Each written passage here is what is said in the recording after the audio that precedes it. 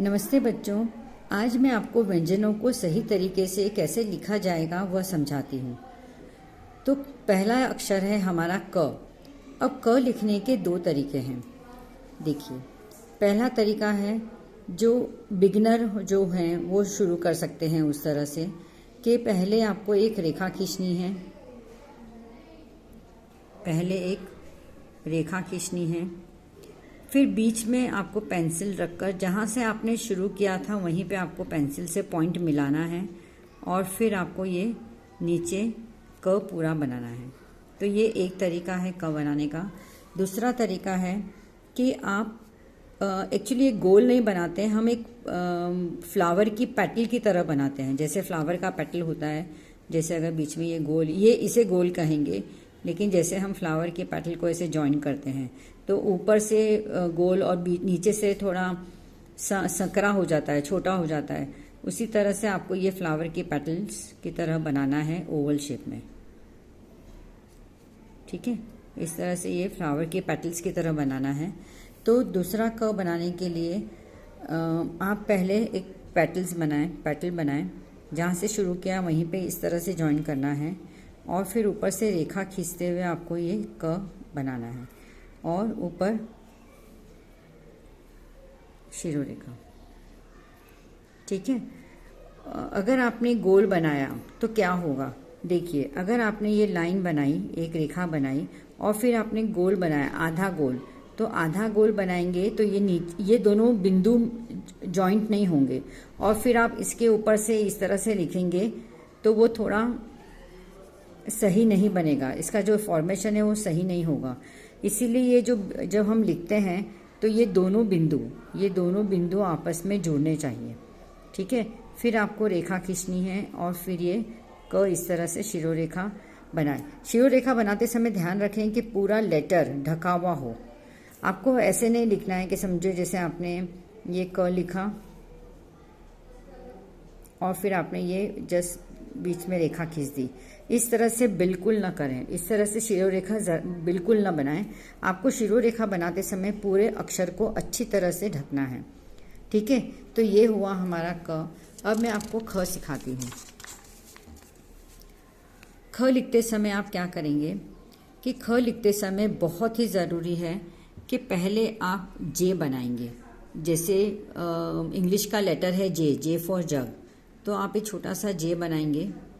ठीक है, फिर आप एक स्लांटिंग रेखा खींचेंगे। तो मैं आपको अलग अलग पार्ट में सिखाती हूँ कि जे बनाने के बाद आपको ये स्लांटिंग रेखा बनानी है। ठीक है, उसके बाद स्लांटिंग रेखा बनाने के बाद आपको ऊपर जाना है इस तरह से राउंड करके। फिर चौथा स्टेप है जे बना के बाद स्लांटिंग ऊपर जाना है एंड देन कम डाउन।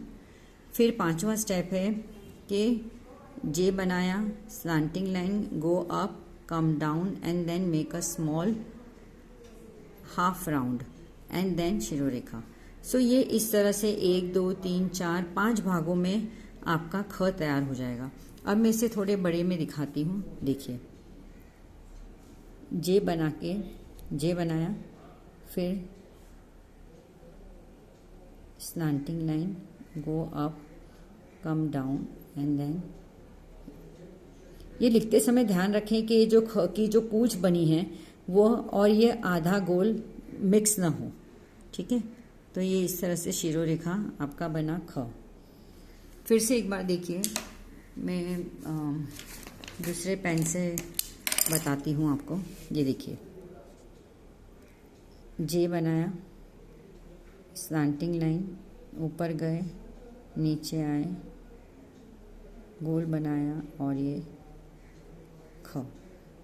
फिर से एक बार देखिए, ख, जे बना के स्लांटिंग लाइन, ऊपर गए, नीचे आए, गोल, आधा गोल बनाया और शिरोरेखा। यहाँ पे भी ध्यान रखें शिरोरेखा पूरे अक्षर को ढकी हुई इस तरह से बनाए। तो ये आपका बना ख। ठीक है, अब मैं आपको सिखाती हूँ ग।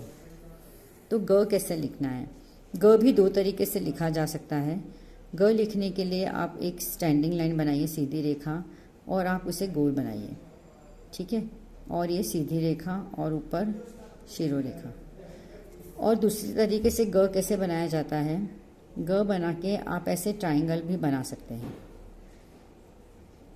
और अक्षर को पूरा ढकना है। ये दोनों तरीका सही तरीका है ग बनाने का, दोनों चलेगा।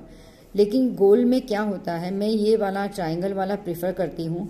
गोल में क्या होता है कि बच्चे गोल बनाने के टाइम पे इसको भी, ये रेखा को भी गोल बना देते हैं, तो ये फिर बहुत ही अटपटा सा लगता है। तो बेहतर है कि गोल ना बनाए। अगर कोई बच्चा, यदि आपका बेटा या बेटी जो भी है वो अगर स्ट्रेट लाइन बना के फिर गोल बना रहे हैं तो चलेगा, ठीक है। और कुछ बच्चे ऐसा भी करते हैं कि वो जब ये बनाते हैं ट्राइंगल तो थोड़ा ऐसे लंबा सा बना देते हैं, तो वो भी एक सुंदर नहीं दिखता है। तो ध्यान रखें बात का कि सीधी रेखा करके छोटा सा ही ट्राइंगल बनाना है उनको, और ये बन गया आपका ग, और ग को पूरी तरीके से ढकें, ठीक है। मैं फिर से एक बार बताती हूँ, दो तरीके से ग लिखा जाता है। एक है सीधी रेखा और गोल करें और सीधी रेखा बनाएं, ये है एक ग। दूसरा ग है सीधी रेखा ट्राइंगल शेप में और ग, ठीक है। और बच्चों आप ध्यान रखिए, या माता पिता जो भी ये वीडियो को देख रहे हैं इसे ध्यान से देखिए कि ग लिखाते समय उसके बगल में GA ज़रूर लिखाएं, या इसके ग के नीचे भी आप GA लिखा सकते हैं, यहाँ पे भी आप GA लिखा सकते हैं। लेकिन ध्यान रखें कि ऊपर का और नीचे के लेटर आपस में उनका मिश्रण ना हो, मिक्स ना हो, ठीक है। उसी तरह ख लिखाते समय भी आप KHA ख लिखाएं, या आप नीचे भी लिखा सकते हैं। उसी तरह जो मैंने आपको अभी क सिखाया था, तो क लिखते समय भी आप उसके बगल में KA क लिख सकते हैं, ठीक है।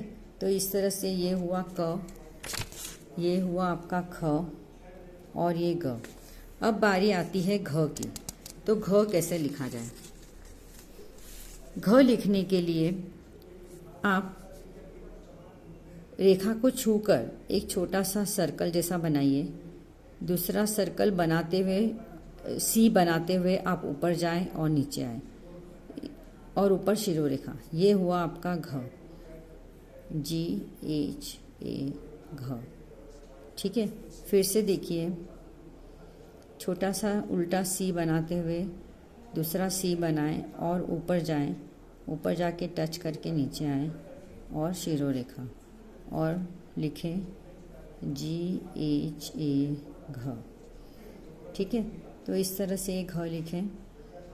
और घ के बाद आता है अंग।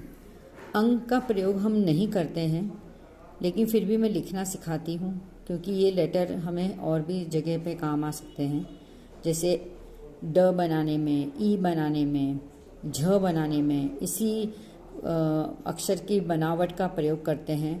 और ये है अंग, यहाँ पे बिंदी आएगी और ऊपर शिरोरेखा अक्षर को पूरा ढकते हुए अंग। इसकी स्पेलिंग है ANGA, अंग। इसका साउंड है अंग, ठीक है। अब ये जो पंचम लेटर है, ये पहले वर्ग का पंचम वर्ण है, जैसे क, ख, ग, घ और अंग। इसका प्रयोग अब हम बिंदी के रूप में करते हैं। जैसे अगर मैंने लिखा रंग, सो भी र कैसे लिखना है? जे बना के स्लांटिंग लाइन, बिंदी और ग, तो ये हुआ रंग, ठीक है। तो अब इस पांचवें वर्ण का, पंचम वर्ण का उपयोग हम बिंदी के रूप में करते हैं। तो ये आज मेरा पहला वीडियो था जो व्यंजनों को लिखने के तरीके पे था, तो वो समाप्त होता है। अब दूसरे वीडियो में हम दूसरे वर्ग की चर्चा करेंगे। धन्यवाद।